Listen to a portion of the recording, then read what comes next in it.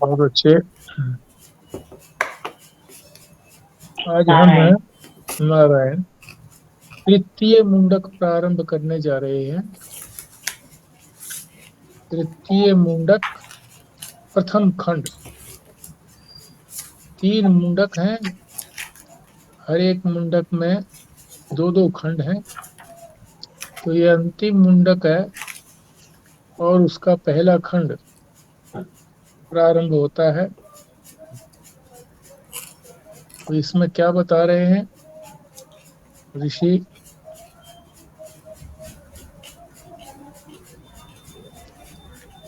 दूसरे मुंडक में के अंत में बताया था कि ब्रह्मई वेदम विश्वम इदम वरिष्ठम।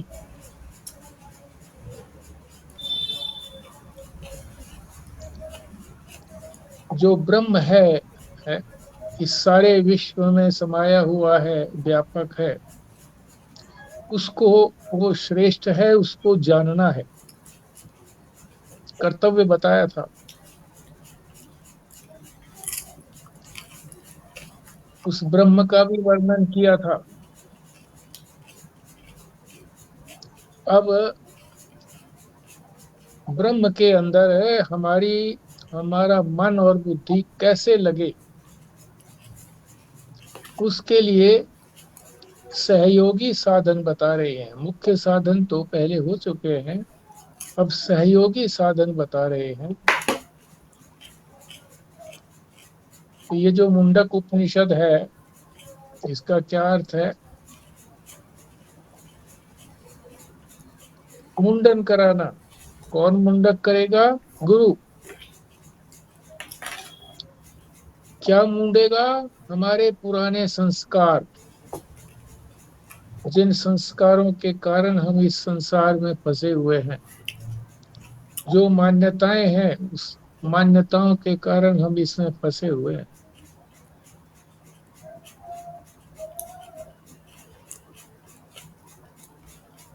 महाराज जी अपने बता रहे हैं कि ये जो कथा है,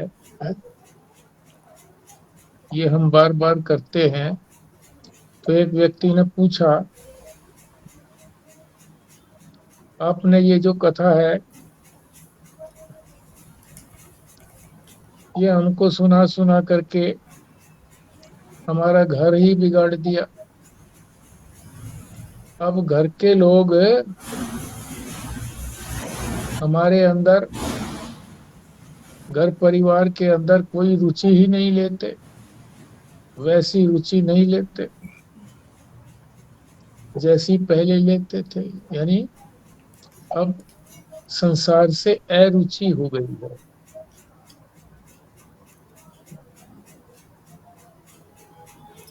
तो महाराज जी ने कहा कि इससे बढ़िया और क्या प्रशंसा हो सकती है हमारी कथा की। क्योंकि भगवान भाष्यकार शंकराचार्य ने भी कहा है, प्रधानेन तत्व निर्धारणम च प्रकारांतरेण क्रियते अत्यंत दुरवगाहत्वात् कृतम अपि। प्रधान रूप से तत्व का निर्धारण पहले इसी उपनिषद में हो चुका है। तो अब किस लिए फिर ये आगे बढ़ा रहे हैं उपनिषद को?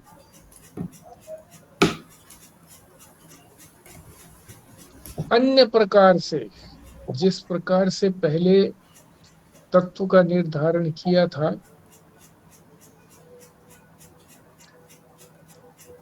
एक बार कथन से वो हृदय में नहीं बैठता है, इसलिए दूसरे ढंग से उसे बता रहे हैं। बात तो वही कही जा रही है, पर उसको दूसरे ढंग से बताया जा रहा है। क्यों बार बार कहते हैं? क्योंकि ये जो तत्व है, इसको ग्रहण करना, हृदय में धारण करना बड़ा कठिन है।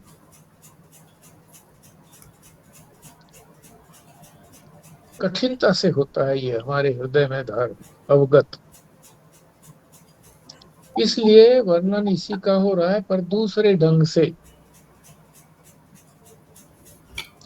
ताकि ये हृदय में किसी न किसी ढंग से बैठ जाए।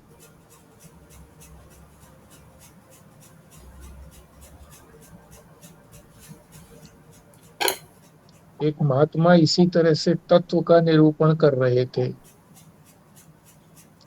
क्योंकि तत्व में कोई कथा कहानी नहीं होती है। जो तत्व है उसमें कोई उपाधियां भी नहीं होती हैं। उपाधियों को उतार करके कोई विषय भी उसके अंदर नहीं होता, संसार भी नहीं होता। सबसे निरपेक्ष तत्व है, तो उसको समझना बड़ा कठिन है। तो महात्मा जी इसी तत्व का निर्धारण कर रहे थे एक सत्संग के अंदर।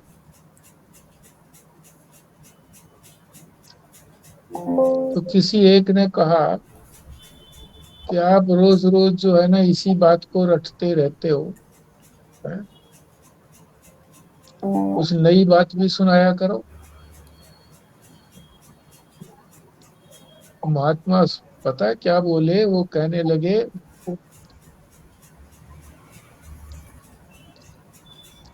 ब्रह्म का जो मैं तत्व का वर्णन कर रहा हूं इसके अतिरिक्त कुछ है ही नहीं। ये ब्रह्म जो है ये अद्वितीय है, व्यापक है, इसमें कोई दूसरा और है ही नहीं। और ये सत्य भी है, सच्ची बात भी है। तीनों कालों में बना रहता है ये ज्ञान स्वरूपता इसकी। सनातन है, हमेशा से चला आया है, आज से नहीं, प्राचीन से प्राचीन है। सत्य तो वही हुआ करता है, सत्य बदलेगा थोड़ा ही।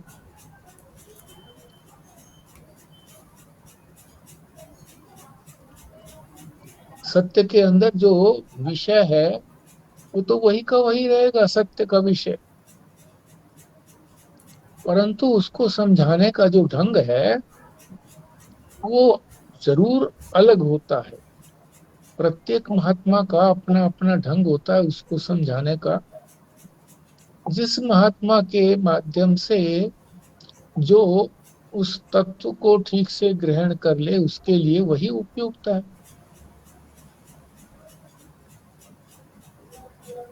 नई नई नए नए ढंग जो है ना महात्मा सोचते हैं कि किस तरीके से शिष्यों को ये समझ में आए।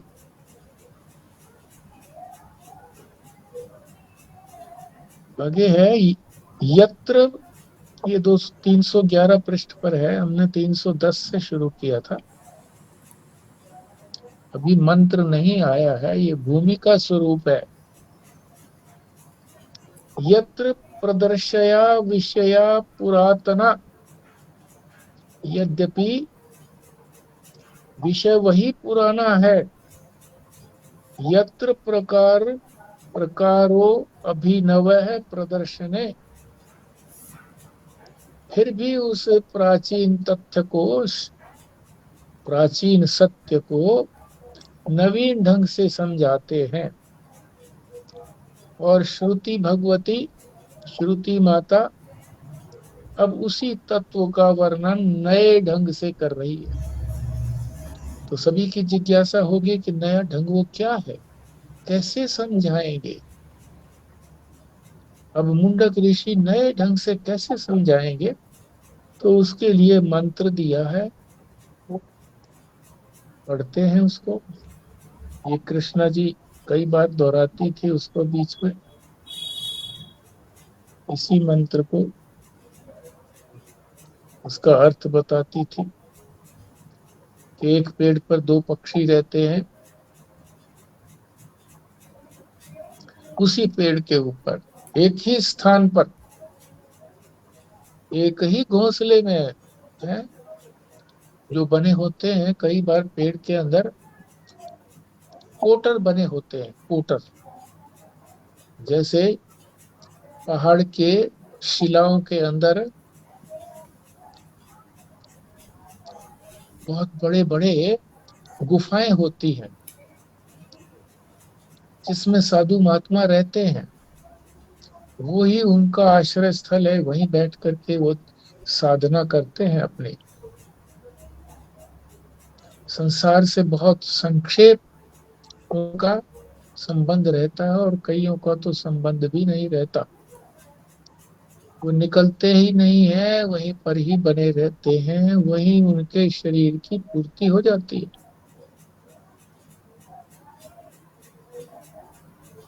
तो उसी पेड़ में, उसी कोटर में गड्ढा सा होता है कई बार पेड़ के अंदर।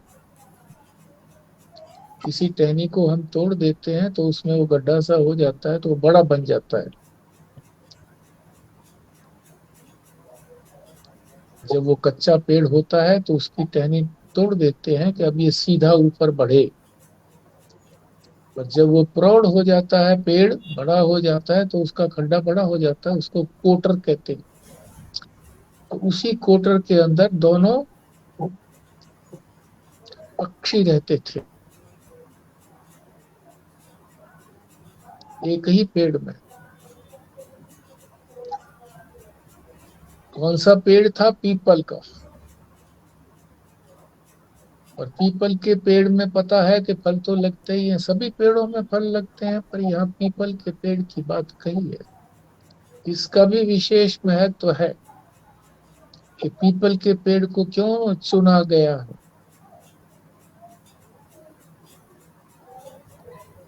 आपने वो श्लोक सुना होगा,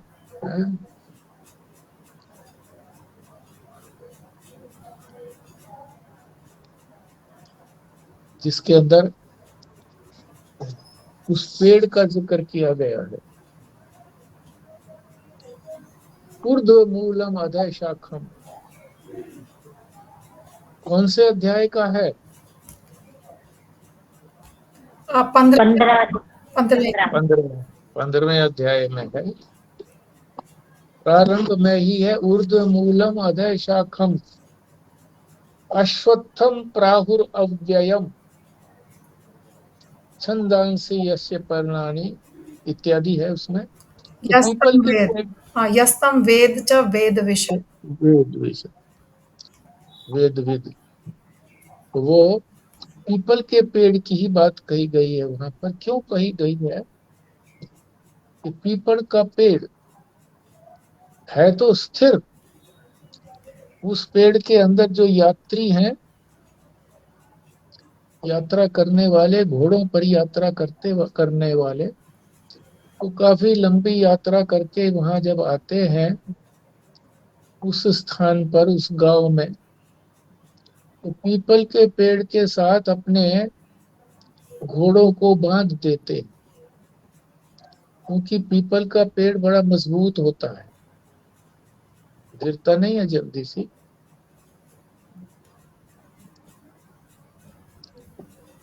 ये भी सांकेतिक भाषा है कि घोड़े का तात्पर्य है इंद्रियां हमारी।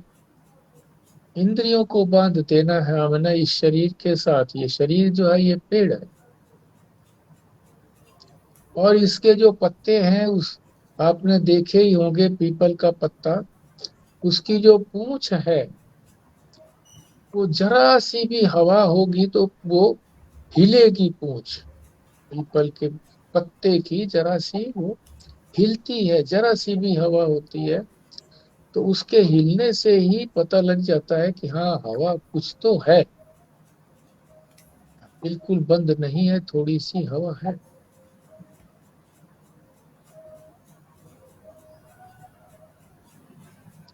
खैर, उसको हम वर्णन नहीं करते, अपने ही विषय पर चलते हैं। तो यहाँ क्या कह रहे हैं? उस पेड़ का जो फल है, जिसको बरबंटी कहते हैं, पीपल के पेड़ के फल को बरबंटी कहते हैं। छोटे छोटे फल होते हैं, पके हुए होते हैं तो मीठे लगते हैं, हमने भी खाए हैं। तो दो पक्षी बैठे हैं समान, एक जैसे उनके पंख हैं, पर्णा सुपर्णा। पर्णा माने पंख, सुंदर पंख, सुंदर पंख वाले। उनमें से एक पक्षी जो है फलों को खाता है, और एक जो है मुटर मुटर देखता रहता है, खाता नहीं है, मुटर मुटर देखता रहता है। तो ये भी सांकेतिक है कि यहाँ पर कौन जो है वो फल खाता है, और कौन जो है वो देखता रहता है खाते हुए को।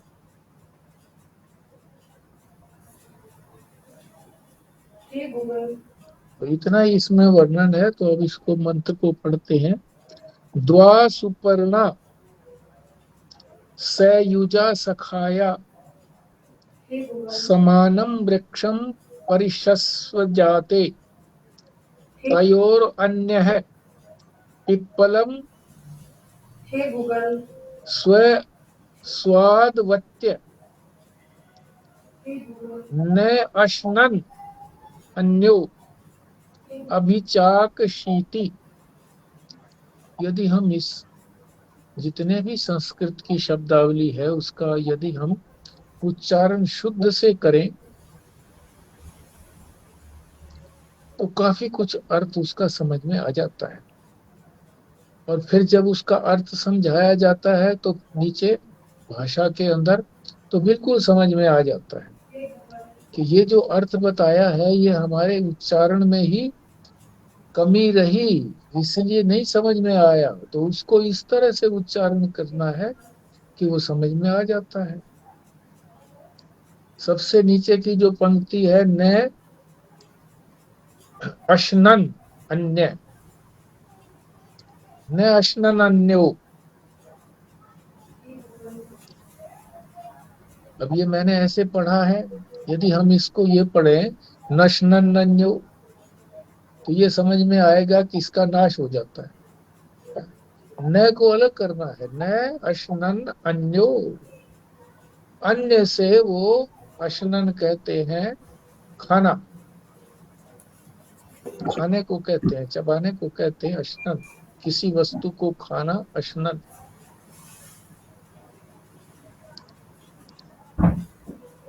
तो दूसरा जो है वो अन्य माने दूसरा नहीं खाता है।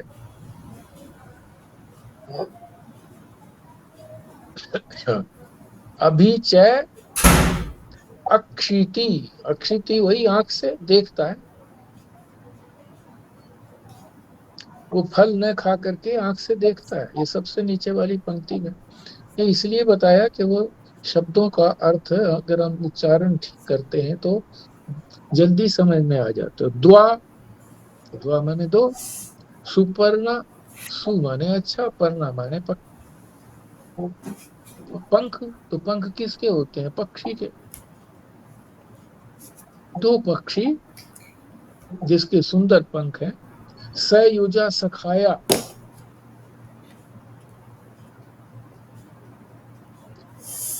दोनों मित्र लगते हैं। सखाया साथ साथ बैठे हैं, सयुजा जुड़े हुए, साथ साथ को। समानम वृक्षम, एक ही वृक्ष पर। परिशस्व जाते,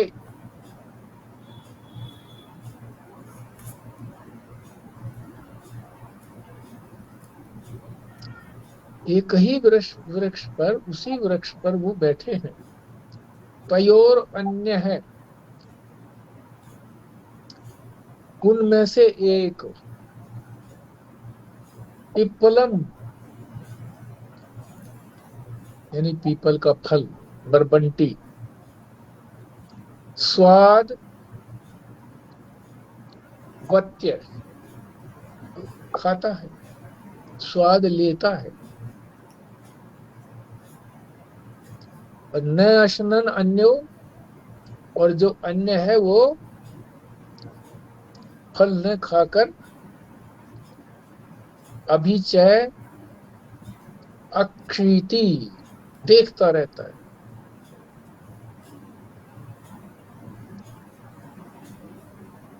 तो ये इस उदाहरण को समझा करके, इस मंत्र के माध्यम से ऋषि जो है हमको क्या समझा रहे हैं कि ये शरीर जो है एक वृक्ष है।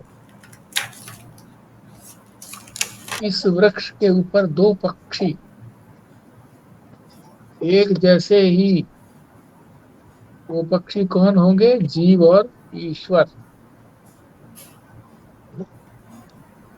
समानम वृक्षम, एक ही वृक्ष पर, एक ही शरीर के ऊपर दो हैं, अलग अलग नहीं बैठे हैं कि एक शरीर पर जीव बैठा हो, दूसरे शरीर में ईश्वर बैठा हो। एक ही शरीर शरीर में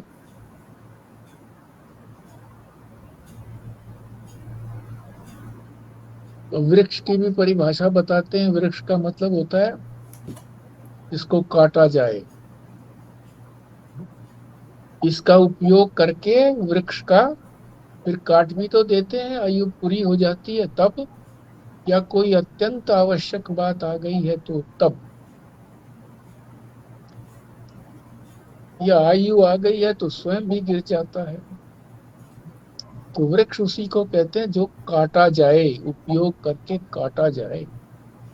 तो ये हमारा शरीर भी उपयोग करने के लिए है। क्या उपयोग करना है कि इसके अंदर जो बैठे हुए दो हैं पक्षी, उनको अलग अलग से विवेक करना है।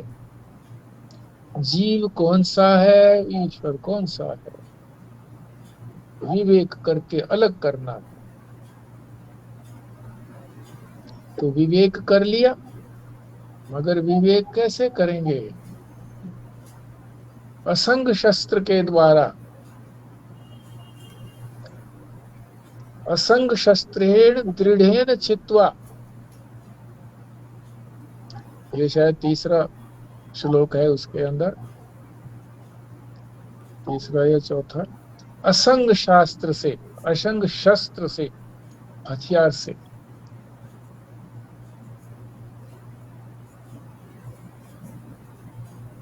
असंग क्या होता है? जो उससे अलग समझता है अपने आप को, कि ये शरीर मैं नहीं हूं, तभी तो वो काट पाएगा इस शरीर, इस वृक्ष को। तो वो क्या है? वैराग्य। तो वैराग्य रूपी तलवार से, वैराग्य का ये तात्पर्य नहीं है कि सभी चीजों से वैराग्य हो गया। कोई प्याज जो है वो बचपन से ही नहीं खाता, प्याज लहसुन, तो ये नहीं कहो कि उसको तो प्याज से वैराग्य है, खाता ही नहीं है बचपन। जो चीजें वो खाता था, जो व्यवहार करता था, जिस ढंग से रहता था, उस ढंग से वो अगर वैराग्य करता है, वैसा ढंग छोड़ देता है, तो उसको कहते हैं वैराग्य। जैसे जंगल में जा रहे हैं तो वो वैराग्य की जो तलवार है, वो हर एक पेड़ को काटने के लिए नहीं है कि पगडंडी में से जा रहे हैं तो आसपास झाड़ियां भी हैं, पेड़ भी हैं, जो आगे, जिसकी टहनी आगे आ गई उसको काटते हैं। रास्ता रोकता है जो उसको काटते हैं, अन्यथा तलवार वैसे ही नहीं चलाई जाती है, हाथ में लिए हुए चलते। बच्चा लोग इसीलिए इस तरह से नहीं करते, वो तो मौज मस्ती में कोई चीज उनके हाथ में हो, डंडा पंडा हो, वो भी मारते चले जाते हैं। उनको पता नहीं है, पर ये तो हमें समझाने के लिए ऐसा कहा जा रहा है। ये जो आपने बोला है कि एक ही वृक्ष पे जीव और ईश्वर दोनों बैठे हैं, मतलब एक ही शरीर पे, तो इसको भी थोड़ा बताना कि हमारे शरीर में जीव और ईश्वर कहाँ कहाँ बैठे हैं। हाँ, वही कोटर बताएंगे ना, कोटर को बताएंगे, हृदय है कोटर। अच्छा, ठीक है। आगे आएगा।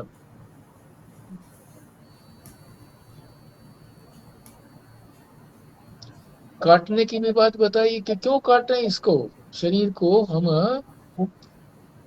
अलग क्यों करें? उपयोग करना है, उपयोग करके अलग क्यों करें? इसको काटें क्यों? क्योंकि ये शरीर में रहते रहते हमें इस शरीर की क्षित- क्षुधा पूर्ति के लिए, अन्य आवश्यकताओं के लिए विषयों की जरूरत है, पदार्थों की जरूरत है। और वो पदार्थ हम जरूरत के हिसाब से नहीं उपयोग में लाते, बल्कि बहुत ज्यादा संग्रह कर लेते हैं अनावश्यक वस्तुओं का भी, और उनका भोग करते हैं। उपयोग नहीं करते, भोग। भोग शब्द और उपयोग शब्द ये दोनों याद रखने हैं। उपयोग तो की तो आज्ञा दी है, आचार्य शंकर ने भी आज्ञा दी है कि भोजन और वस्त्र और मकान शरण उसको चाहिए, औषध भी चाहिए, इसके अतिरिक्त उसकी कोई आवश्यकता नहीं है। कई लोग कहते हैं, देखो जी, शरीर की आवश्यकता तो आपने पूर्ति कर दी, मन की भी तो आवश्यकता है। मैंने यही पूछा था महाराज जी से, महेशानंद जी से। मैंने कहा जी, शरीर की भी तो आवश्यकता है। बोले कुछ आवश्यकता नहीं है। शरीर के अंदर जो राग द्वेष काम क्रोध आदि जो ये है, ये मन की कोई आवश्यकता नहीं है। इनको तो हमने दूर करना है, इनकी कोई आवश्यकता नहीं होती है। मन की आवश्यकता, मन की आवश्यकता से ही तो हम जो भोजन चाहिए रोटी भर, उसी के पता नहीं कितने पकवान बनाते हैं। दूध है, उसके कितने पकवान बनाते हैं। आवश्यकता तो केवल दूध की है, प्रोटीन की है, पर अनेक तरीके से हम खाते हैं उसको। मांस में कहते हैं सबसे ज्यादा प्रोटीन है, तो वो खाते हैं। तो शास्त्र तो मना ही करता है।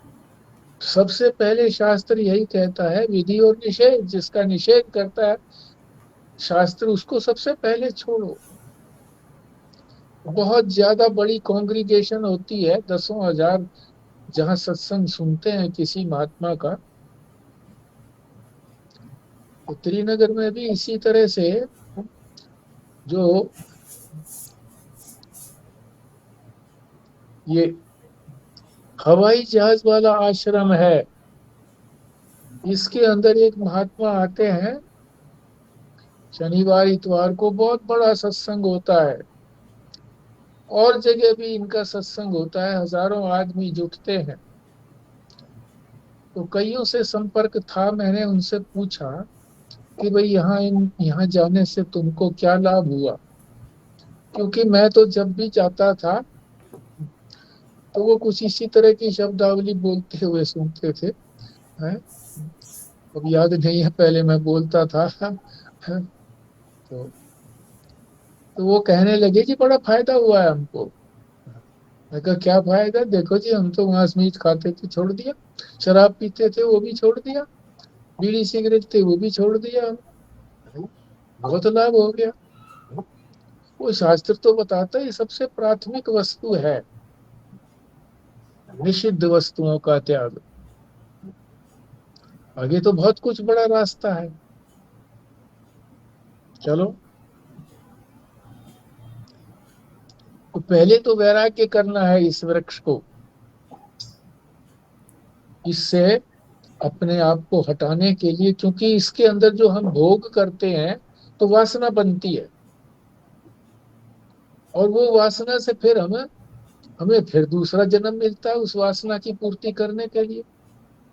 भोग करेंगे तो भोग में सुख होगा, सुख से हमारी वासना बनेगी, और वासना से फिर अगला जन्म फिर होगा। तो यहाँ पेड़ को भी इसी तरह से बताते हैं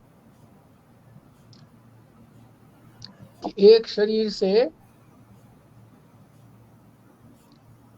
एक पेड़ से अनेक पेड़ पैदा होते हैं।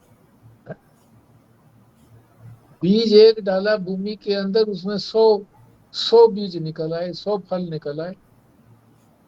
अब उनके अंदर फिर सैकड़ों बीज होते हैं, उनको एक बोया तो सैकड़ों हो गए। बताओ कि अब परमुटेशन कम्बिनेशन से कितना विस्तार हो जाएगा। तो ये विस्तार उसी तरह से हो रहा है, हमारे शरीर का विस्तार हो रहा है। तो वैराग्य करना है इस शरीर से, क्योंकि शरीर रहेगा, उपयोग तो करना है, पर इसको मैं नहीं मानना, इसकी केवल आवश्यकता पूर्ति के लिए इसमें रहना है, वासना नहीं पालनी है। तो वैराग्य की तलवार से इसको काटो, अपने आप को इस शरीर से अलग समझो कि ये शरीर तो मेरा रहने का स्थान है, मैं थोड़ा ही हूँ। मोटर गाड़ी जो है वो यात्रा के लिए है, वो मैं थोड़ा ही हूँ। यात्रा की, फिर उसमें से उतर गए, और फिर आगे क्या करना है, फिर इसको जला देना है ज्ञान की अग्नि से, कि ये फिर दोबारा से खड़ा ना हो। ज्ञान अग्नि सर्व कर्माणि, शरीर से कर्म होते हैं, सारे कर्म जो हैं फिर ज्ञान की अग्नि से जला दिए जाते हैं। कर्म तीन तरह के हैं, आप सभी जानते हैं।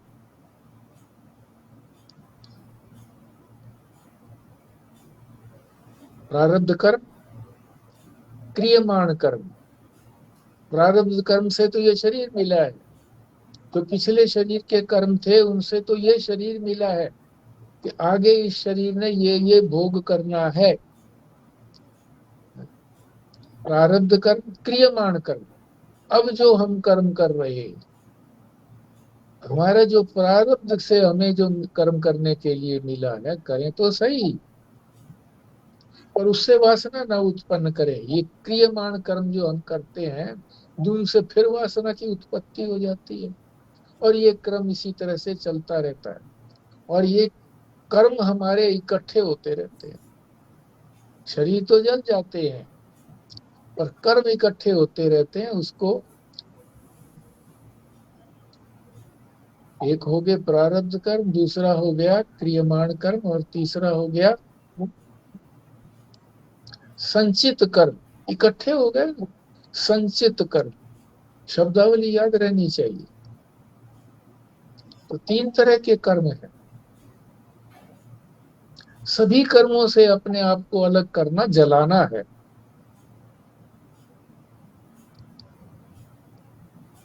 अब जो क्रियमाण है, जो प्रारब्ध है, वो तो चलते रहेंगे, मगर उसमें हमारी कोई ममता नहीं रहेगी, कर्मों में वासना नहीं रहेगी। उन कर्मों के फल को हम अपने उपयोग में नहीं लाएंगे, अन्य के उपयोग में। अन्य कौन है? समष्टि के उपयोग में। समष्टि रूप परमात्मा है, तो परमात्मा की दृष्टि रख करके ही हमने ये कर्म करने हैं। उनका फल भी जब उनकी दृष्टि, उनका काम कर रहे हैं, तो वही भोगेंगे।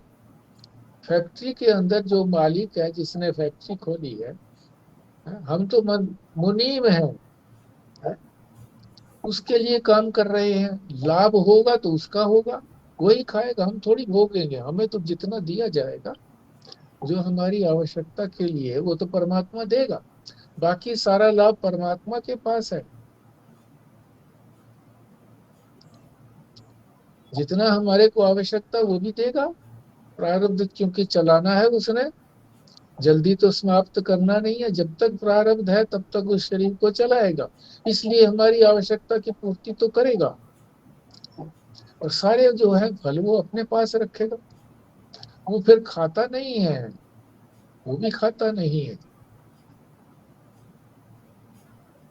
वो कर्म जो अपने पास रखे हैं, वो उसके लिए कर्म नहीं है, हमारे कर्म है। और जब हमको ज्ञान हो जाएगा कि वो जिसके पास हमने ये कर्म भेजे थे वो मैं ही तो हूँ, मेरे में उनमें कोई अंतर नहीं है, तो वो नहीं खाते तो मैं भी नहीं खाता हूँ। तो क्रियमाण कर्म जो है वो बिना किसी फल की इच्छा के करते रहेंगे, तो उन कर्मों से दूर रहेंगे। हमारे कर्म नहीं बनेंगे, जिसने बताया उसके कर्म बनेंगे। जिसने काम दिया है, कर्तव्य दिया है, वो हम करेंगे, और उसका लाभ या हानि उसको होगा। तो क्रियमाण में तो ऐसे नहीं होगा। और प्रारब्ध कर्म यहाँ भोगी जाएंगे, शरीर रहेगा तब तक। संचित कर्म भी जो है वो सारे पिछले वाले, क्यों कि जिस शरीर ने ये कर्म किए थे, उस शरीर से मैंने अपने आप को अलग समझ लिया। तो जिस समय में ये कर्म किए थे, उस समय भी मैं उसमें नहीं था। मैं उसमें नहीं था, तो इसलिए उसके कर्म भी मेरे नहीं है। तो वो भी संचित कर्म भी जल जाएंगे। किससे जलेंगे? ज्ञान की अग्नि से। क्या ज्ञान? अपने स्वरूप का ज्ञान, कि मैं तो सच्चिदानंद हूं, मैं तो शरीर थोड़ा ही हूं। जब जलाएंगे तब ये मिटेगा, अन्यथा तो ये बार बार उगते रहेंगे फल।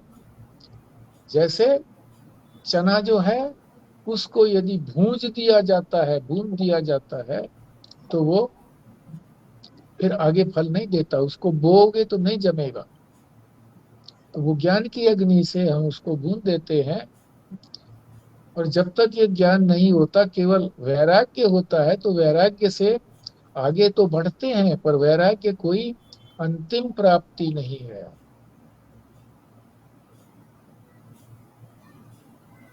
चलो, नहीं तो ये शाखाएं निकलती रहेंगी पेड़ की भी। और जब इसके बीज जो आए वो सारे भून दिए, तो अब वो बोने लायक नहीं रहे। ऊर्ध्वमूलम अधः शाखम अश्वत्थम प्राहुर अव्ययम। ये शरीर वृक्ष ऊर्ध्वमूल है, जड़ इसके ऊपर है, पेड़ की। तो हमारा शरीर जो है, ये भी जो मस्तक हमारा ऊपर है, मस्तक में से ही सारी चीजें नीचे तक जाती हैं शरीर में। जो हमारी नस और नाड़ियां हैं, सूक्ष्म से सूक्ष्म नर्व्स हैं, वही आज्ञा देती हैं, तो हमारा शरीर जो है सारा कार्य करता है। हाथ पैर और इंद्रियां आदि हमारे नीचे हैं, सिर हमारा ऊपर है।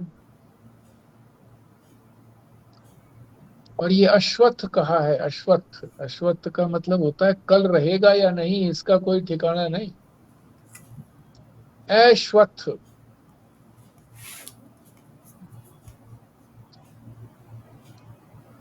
जो कल तक रहेगा ये भी हमें नहीं है। अश्वत्थ, अश्वत्थ, कल तक भी नहीं रहेगा, ऐसा ये पेड़ है, ऐसा शरीर है। क्योंकि हमें पता थोड़ा ही है कि कब चला जाएगा ये। आगे ये भी उदाहरण दे करके समझाएंगे कि कैसे बैठे बैठे जो थे, इनकी माता का शरीर पूरा हो गया। काल, काल जो है वो इंद्र को भी नहीं छोड़ता। अब काल के आगे इन्होंने कॉमा लगा रखा है, तो फिर ये बात समझ में नहीं आती है। तो काल के आगे कॉमा नहीं लगे, डैश लगे, तो हाँ काल क्या क्या करता है। इंद्र को भी नहीं छोड़ता। इंद्र का भी जो सिंहासन है, जिससे वो इंद्र कहलाता है, उसकी भी एक आयु है कि इतने वर्ष तक रहेगा। देवताओं की भी सबकी आयु है, ब्रह्मा विष्णु महेश की भी आयु है। चंद्र, चंद्रमा आदि, जो ये चंद्र कह करके सूर्य चंद्रमा जितने भी हैं सितारे आदि, इनकी भी आयु है। प्रलय काल में ये सब है, नहीं रहते। फिर दूसरे आते हैं, दूसरे ब्रह्मा विष्णु महेश आते हैं, दूसरे इंद्र आते हैं, दूसरे चांद सितारे आते हैं, दूसरे सूर्य आते हैं। राजा, राजाओं को भी नहीं छोड़ता है। कोई राजा टिका है आज तक? कोई भी नहीं टिका। सारी पृथ्वी पर जिसका राज है हो गया, चक्रवर्ती राजा हो गया है। अब राम जी भी नहीं रहे कहो तो, कृष्ण भी नहीं रहे। मंत्री आदि को भी, किसी को भी नहीं छोड़ता। क्या ये समझते हो कि सब मर गए और तुम ही जीवित रहो? अरे इतने सारे मर गए। अब आदमी ये सोचे कि सब मर गए, मैं तो जिंदा हूँ, क्यों? अभी मैं हूँ इसलिए जिंदा हूँ। इसी बात को कह करके हमारी जो है वो मरने से डर को हटाया भी है शास्त्र ने, कि मैं अभी हूँ इसका मतलब है कि मैं हमेशा से हूँ। कभी नहीं था, अगर मैं नहीं होता पीछे तो अब कैसे दिखाई देता? मैं हूँ और आगे भी रहूंगा, क्योंकि मुझे कभी ऐसा अनुभव हुआ ही नहीं कि मैं नहीं हूँ। गजब की बात है। मगर जब यहाँ समझा रहे हैं तो कह रहे हैं कि ये मर गए, क्योंकि दृष्टि दूसरी तरफ है, अपनी तरफ दृष्टि नहीं है। मैं की तरफ यदि दृष्टि हो तो मैं तो कभी मरता नहीं है। जो मरने वाला मैं है वो तो दूसरा ही है, जो इस शरीर के साथ अहंकार किए हुए था। जो शरीर चला गया तो वो अहंकार भी फिर चला गया। अंतःकरण चला गया तो अहंकार भी चला गया। आप कहोगे कि जिन्हें आपने तो बताया था कि सूक्ष्म शरीर तो जाता नहीं है। बिल्कुल ठीक बात है। तो अहंकार भी बना रहता है, तो अगले शरीर में जाकर के वो अहंकार कर लेता है। फिर जिस शरीर में जाता है तो इसी सूक्ष्म शरीर के माध्यम से स्थूल शरीर में भी मैं बना कर लेता है, इंद्रियों के साथ, शरीर के साथ मैं कर लेता है। फिर उस शरीर के संबंधी अपने होते हैं। फिर इस शरीर से कोई मतलब नहीं है, भूल जाता है, याद ही नहीं रहता। तो गांव में तो कहते हैं कि पैदा होता है जब उसको भूल का थप्पड़ लगता है, इसीलिए रोता है बच्चा। हमको जच जाती थी बात भी, हाँ ठीक है, थप्पड़ मारा, ऐसा जोर से मारा कि सब कुछ भूल गया आगे पीछे का। है जी। और है भी ऐसा, जोर से थप्पड़ किसी को लगा दो तो चक्कर आ जाते हैं उसको, कुछ पता ही नहीं रहता कि क्या हुआ मेरा क्या नहीं हुआ। थोड़ी देर में उठता है तो पूछते हैं क्या हुआ, बोले मुझे कुछ नहीं पता। है। तो हम सोचते हैं कि हम ही जीवित रहेंगे। भागवत क्या कहती है? निर्हत्य, निर्हृत्य पुत्रम पित्रम जिजीविषति। इसको समझ लो। पुत्रम, निर्हृत्य, मर गया, लोग उठा कर लेकर चले गए, अंत्येष्टि भी करी आए जला करके। अब पित्रम, पितृ की दवा करते हैं कि पिता तो जीता रहे। है?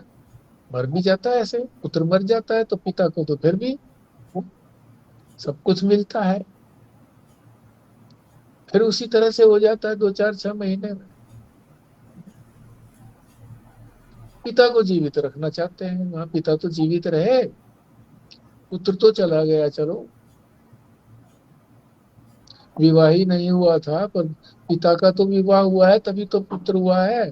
तो विधवा क्यों होने थे, उसको तो बचा रहे, नहीं तो उसका भी कोई कौन खर्चा उठाएगा। पिता को जीवित रखना चाहते हैं, ऐसा विनश्वर, नष्ट होने वाला ये वृक्ष। वृक्ष को नश्वर कहा है तो ये शरीर नश्वर है। वृक्ष का मतलब ये शरीर। ये वृक्ष ही ईश्वर को ढूंढने का स्थान है। ढूंढेंगे भी हम यही, इसी वृक्ष में, इसी शरीर में ढूंढेंगे।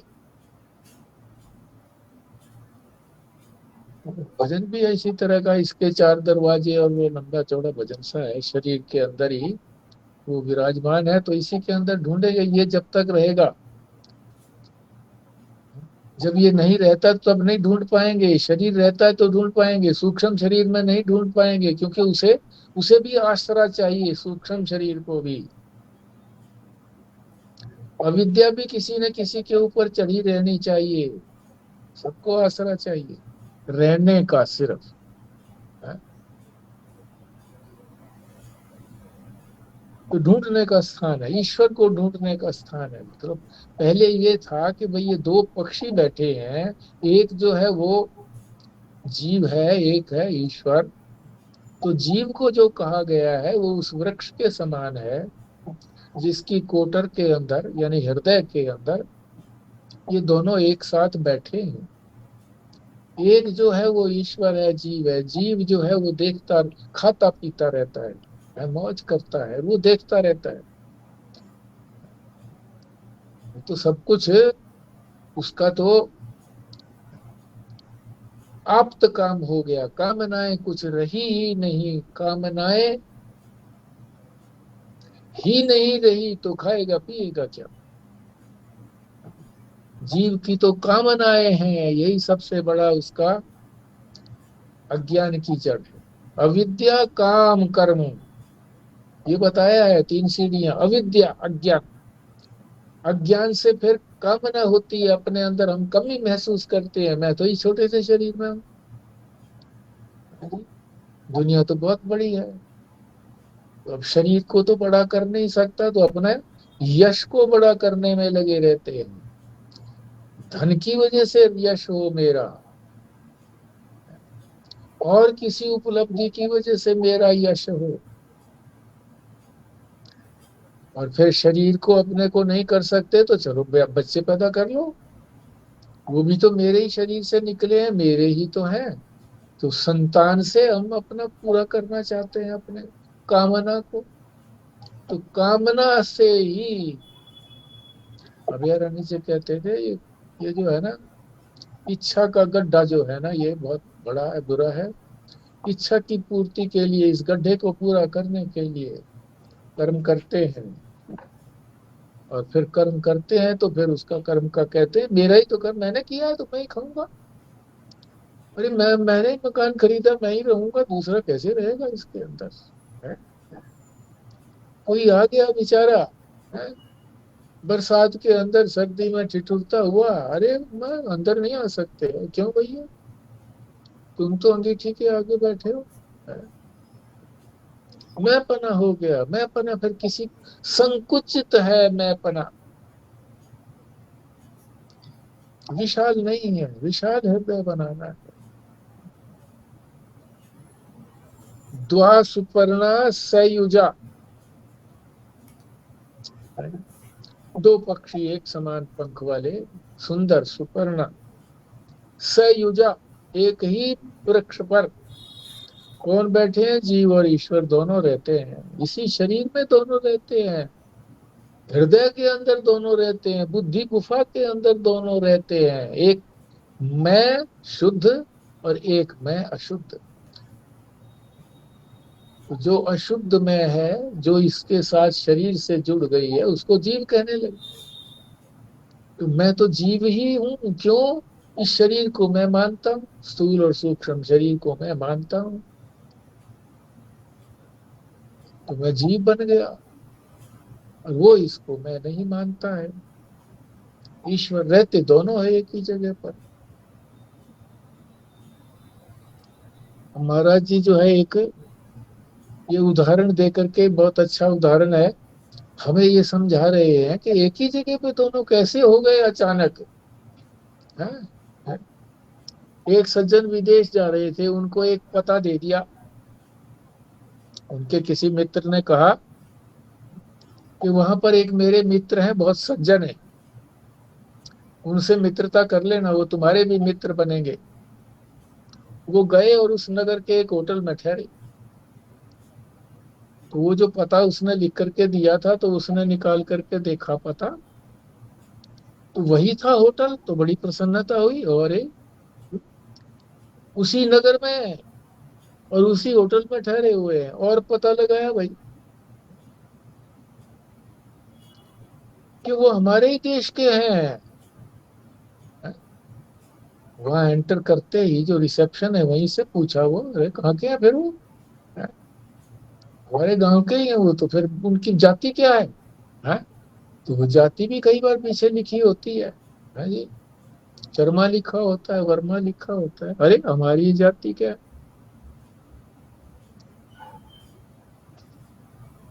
और नाम भी पता लग गया, क्योंकि होटल के उस रजिस्टर में लिखा होता है, नाम भी पता भी, जाति वगैरह भी, आयु भी लिखी होती है। और भाई वो शायद वो भी लिखते होंगे, हमने तो लोटर होटल में कभी गए नहीं, ऐसे रहे नहीं, तो आर्थिक स्थिति भी पूछते होंगे भाई, हाँ कैसे क्या, नहीं पूछते होंगे तो ना सही, उनका पर्सनल मामला है।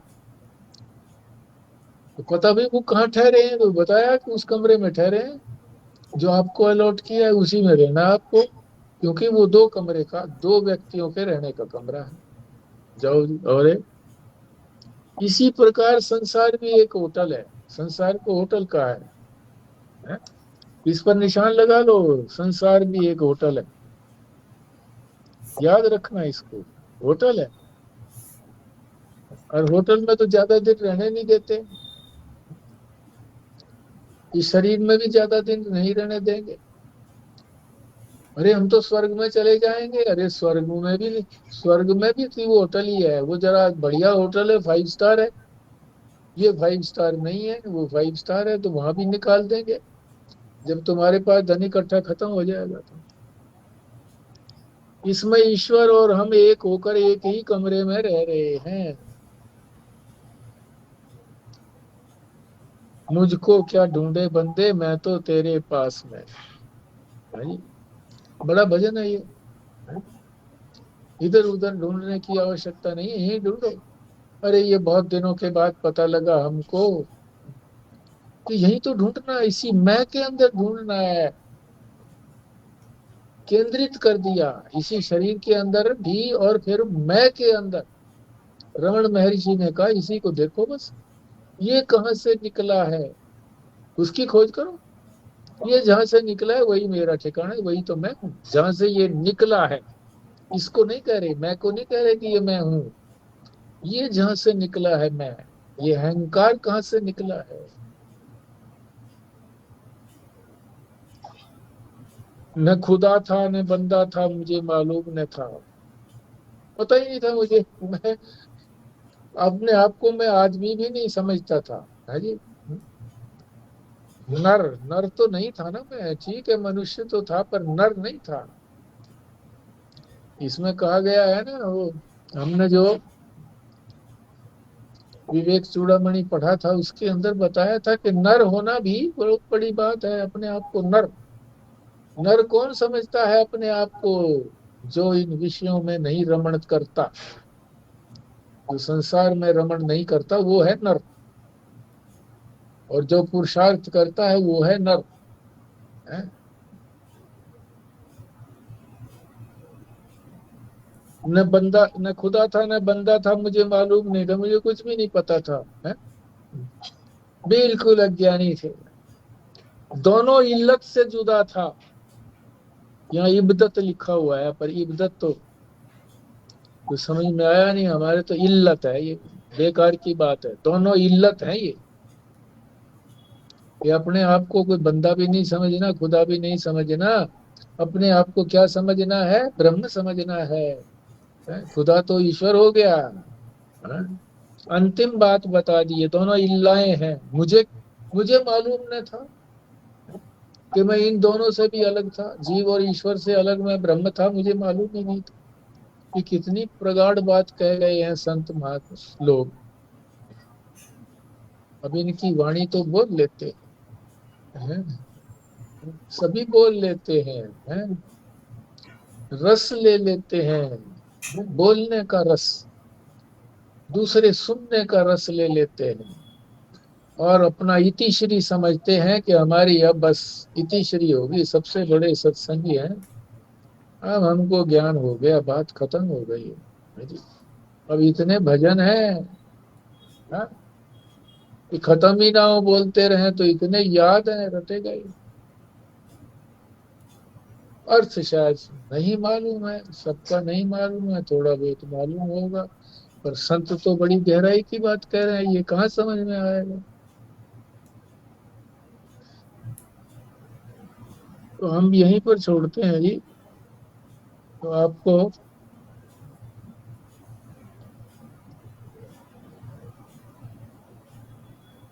चलो ये पैराग्राफ और कर लेते हैं, हम आपको समय देना चाह रहे हैं, तो यहीं छोड़ देते हैं। दोनों इल्लत से जुदा था, मुझे मालूम न था। 19/7/25 आगे। अपना कुछ बोलना है तो बोलो भाई।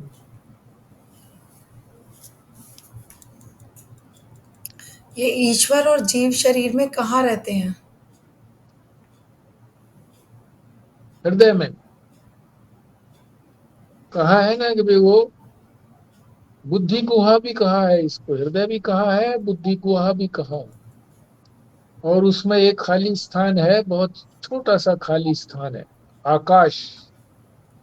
उस खाली स्थान में है वो। और वो आकाश कोई छोटा स्थान नहीं है, वो आकाश तो इन सारे महाकाशों से भी बड़ा आकाश है। उसी आकाश में सभी विराजमान गीता में है। तो कहा था दोनों भ्रुकुटी के बीच में जहाँ बिंदी लगाती। महाकुंभी, क्या कह रहे जहाँ हो? बिंदी लगाते हैं। अच्छा, बिंदी लगाते हैं, अच्छा अच्छा अच्छा। हाँ, भ्रों भ्रों के बीच में है। हाँ, हाँ ऐसा जी। तो ये तो हृदय नहीं है।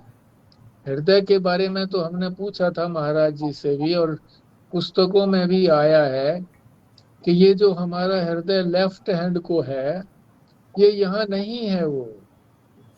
वो थोड़ा इधर राइट को है, केंद्र में है बीच में, मगर वो थोड़ा राइट की तरफ है। ऐसा पुस्तकों में भी पढ़ा है, और महाराज जी ने बताया भी था कि वो नाभि से कितने अंगुल ऊपर, और 9 अंगुल हृदय बताया के था, 9 अंगुल। 9 अंगुल ऊपर, और हृदय के दाईं तरफ 4 अंगुल। 4 अंगुल। हाँ जी, ये भी है। तो वो भ्रकुटी का जिक्र शास्त्र में नहीं आया, ये आपके उधर बताते होंगे, क्योंकि वहीं ध्यान केंद्रित करने को कहते हैं। केंद्र के लिए तो कहीं भी ध्यान कर लो, तो वो कोई उसके रहने का स्थान थोड़ा ही हो जाएगा। मूर्ति का ध्यान करते हैं तो वो कोई रहने का स्थान उसका थोड़ा ही है, वो तो उपाधि है उसकी।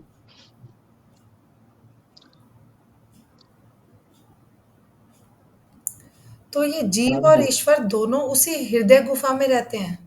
बिल्कुल उसी में रहते हैं। उसके रहे बिना हम कहते हैं ना अंतर्यामी है। तो अंतर्यामी का क्या मतलब है? सबके हृदय में रहता है वो, वहीं से शासन करता है। बुद्धि गुफा में रहता है, बुद्धि से ही शासन होता है सब जगह, बुद्धि गुफा। बुद्धि ही तो सबको चला रही है, सारे अंगों को। मेरे को ये नहीं कहना चाहिए ना कि दोनों रहते हैं, क्योंकि वो तो एक ही है। ये शास्त्र कह रहा है, कैसे तो कहेंगे हमें एक ही रहता है? ये उपनिषद जो कह रहा है, श्रुति कह रही है कि ये वो भी रहता है वहां पर, वो भी केंद्र है उसका। पर जीव और ईश्वर तो एक ही है ना? जीव और ईश्वर जब एक होगा तो बात समाप्त हो जाएगी। अभी तो ये साधना की बात बता रहे हैं, और सहायक साधन बता रहे हैं। ये मुख्य साधन तो दूसरे हैं, अब सहायक साधन तो आगे आएगा। सहायक साधन है, ये दोनों है एक। वास्तव में यही तो कह रहे हैं वो, यही तो कह रहे हैं कि न खुदा था न बंदा था, मुझे मालूम न था। हम अपने आप को जानते कहाँ थे? फिर धीरे धीरे जाने तो पता लगा कि हमारी बुद्धि गुफा के अंदर, क्यों बुद्धि गुफा कहा कि 5 कोश हैं, 5 कोशों से परे, आनंदमय कोश से भी परे वो कोश नहीं है, वहां पर रहते हैं ये। कोश तो एक तरह से म्यान है, वो तो समाप्त करने हैं धीरे धीरे। पहले ऊपर की कोश उतारना है, ऊपर का कोट उतारना है, फिर नीचे का जो है वो स्वेटर उतारना है पूरी बाहों का, फिर तीसरा जो है फिर वो आधी बाहों का उतारना है, चौथा फिर कमीज उतारना है, पांचवा फिर बनियान उतारनी है। तब जाकर के शरीर दिखाई देगा। तो इस तरह से 5 कोशों के बाद में वो है, वो छोटा सा स्थान जो महाकाश है।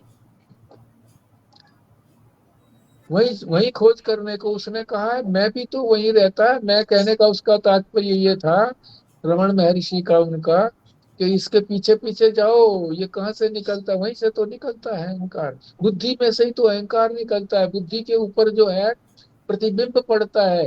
अंतःकरण में बुद्धि सबसे प्रमुख वस्तु है, उसके ऊपर प्रतिबिंब पड़ता है, तो ये उस प्रतिबिंब को अपना मैं मान लेता है। यही तो अहंकार है, बुद्धि के अंदर ये अहंकार रहता, मैं रहता। अब आ गई बात समझ में? नारायण जी, नारायण। ये जब तक हमारी मान्यता है ना जी, तब तक जीव ईश्वर अलग अलग है। जैसे आपने कहा अभी तो साधना कर रहे हैं, जब एकता हो जाएगी तब कह सकेंगे भाई एक ही है और एक ही जगह रहता क्या, वो तो सर्वज्ञ सर्वव्यापक है। फिर जैसे देह और देही का फर्क है। हाँ देह हो गई पंच तत्व की, ये अन्नमय कोश, ये देह है। और देही जो है, जो आत्मा या परमात्मा है, वो सर्वज्ञ है। तो ऐसे ही जब किसी ने, जैसे उड़िया बाबा जी या किसी का भी उदाहरण दिया उन्होंने कि भाई किसी को हट शूद्र आया, कोई उसको कहा हट परे, तो हट परे करके तो तुरंत एकदम अंदर महसूस हुआ करके किसको हट कर रहा है। ये जो इसके शरीर को अगर कह रहा है, तो जो उसके पंच तत्व से बना शरीर वो उसी से मेरा बना हुआ है। और अगर देही को कह रहा हूँ तो उसकी देही मेरी देही एक ही है, फिर आत्मा तो एक है दोनों में। तब उनको जैसे रियलाइज हुआ करके तो उसको कहा, महाराज महाराज कहाँ जाते हो, महाराज तो एक ही है। तो देह और देही का जब तक फर्क है तब तक जीव और ईश्वर की एकता की बात कर रहे हैं। और जब मान्यता खत्म हो जाएगी, उसको जान लिया जाएगा, तब फिर कोई फर्क ही नहीं रहेगा, कहाँ देही कहाँ देही, एक ही है सब कुछ। बिल्कुल ठीक बात, यही तो कह रहे हैं बार बार, ये मुझे मालूम न था। दूसरी पंक्ति में भी अंत में कह रहे हैं मुझे मालूम न था, ये भी नहीं मालूम था कि ये दोनों इल्लत है। काम का जुड़े हुए हैं, मान्यताएं हैं, ईश्वर की भी मान्यता है। अब ये जल्दी सी हजम नहीं होता कि ईश्वर भी मान्यता है, इसको भी हटाना है। पर ये भी समझाया जा सकता है किसी समय में कि ईश्वर भी हमने बनाया है। वही कहते हैं जड़ चेतन की ग्रंथि पड़ गई, फिर आगे कहते हैं यद्यपि मृषा छूटत कठिनाई। हाँ,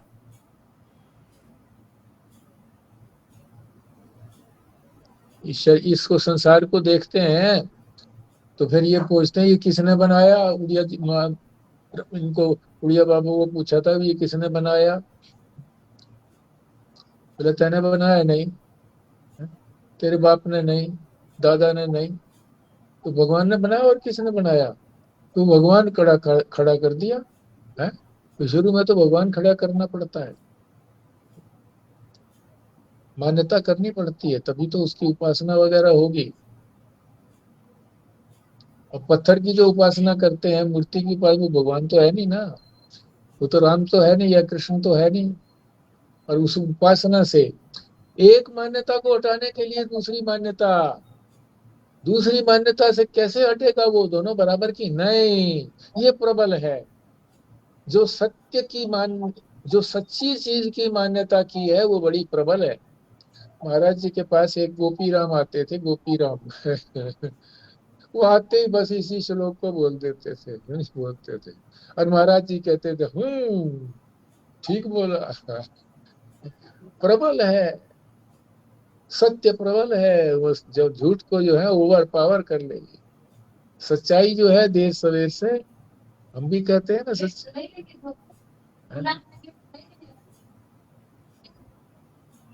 कौन सा गेट? नहीं नहीं, ऐसे ही खुला छोड़ गया कोई। ठीक है जी, अब पूर्ण आहुति करो जी। कौन करे? संजीव शर्मा जी जल्दी से कर देते हैं। ये दोनों इल्बत है से जुदा था। इल्बत का क्या मतलब हुआ जी? एक समय में यहाँ दे रखा है कहीं युगपत, दिया नहीं है यहाँ पर युगपत, मगर युगपत का एक इल्लत कह रहे हैं, इल्लत इल्लत कह रहे हैं। इल्लत। अच्छा, इल्लत तो मतलब इल्बत है। इल्बत ये है ना जी, दोनों अब इल्बत से जुदा था। मैंने बताया ना, बै की जगह ले कर लो, इल्लत। अच्छा, इल्लत, अच्छा जी। हाँ, ये फारसी का उर्दू का शब्द है कि ये बेकार की चिपक गई है चीज, इल्लत चिपक गई मेरे को। ठीक है जी। हाँ। ओम पूर्णमदः पूर्णमिदं पूर्णात् पूर्णमुदच्यते पूर्णस्य पूर्णमादाय